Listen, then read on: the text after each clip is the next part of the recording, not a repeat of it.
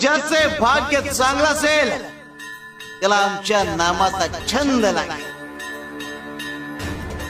आणि त्याच्या मुखात सतत नाम जप असेल आणि आमच्या नामाची गोडी निर्माण होईल.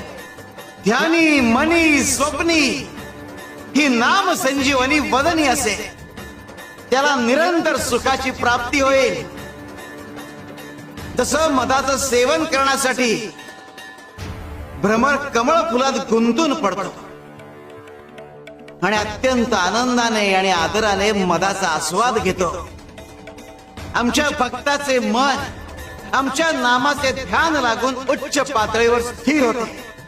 मन नामात एकाग्र होईल. त्याची चंचलता नाहीशी होईल आणि त्याचे उन्मन होईल. अरे नामस्मरण हेच प्रपंच व परमार्थ साधण्याचे साधन आहे.